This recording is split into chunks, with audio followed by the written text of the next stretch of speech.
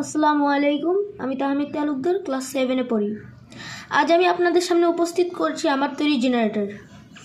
এটি বানাতে আমি কিছু জিনিসপত্র ব্যবহার করেছি, যেমন একটি রাবার ব্যান্ড, দুটি 9 ভোল্ট ব্যাটারি, একটি সুইচ, একটি এলইডি লাইট এবং দুটি মোটর, আর নিচে দিয়েছি একটি কার্ডবোর্ড।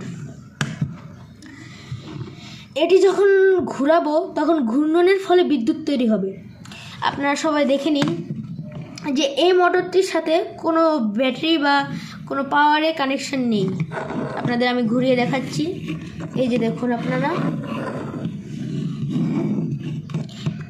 আর দ্বিতীয় মোটরটিতে দুটি 9 ভোল্ট ব্যাটারি যুক্ত আছে ও একটি সুইচ। এই ব্যাটারি দুটিতে থেকে যখন এই মোটরের বিদ্যুৎটি যাবে তখন এটিকে ঘোরাবে, এই মোটরটি এটিকে ঘোরাবে। এটিকে ঘোরানোর ফলে এই লাইটটি জ্বলবে, কারণ তখন বিদ্যুৎ উৎপাদন হয়। আপনাদের সকলকে আমি ঘুরিয়ে দেখাচ্ছি। এই রাবার ব্যান্ডটি এখন জুড়িয়ে দিলাম আমি।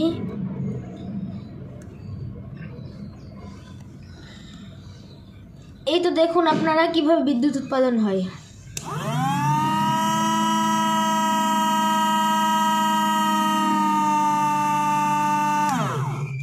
মূলত কি আমরা বইয়ে পড়ে এসেছি যে বিদ্যুৎ উৎপাদন হয় ঘর্ষণের ফলে, কিন্তু আজ আমি এটি জেনারেটর বানানোর মাধ্যমে প্র্যাকটিক্যালি করে দেখালাম। ধন্যবাদ সবাইকে ভিডিওটি দেখার জন্য। আসসালামু আলাইকুম।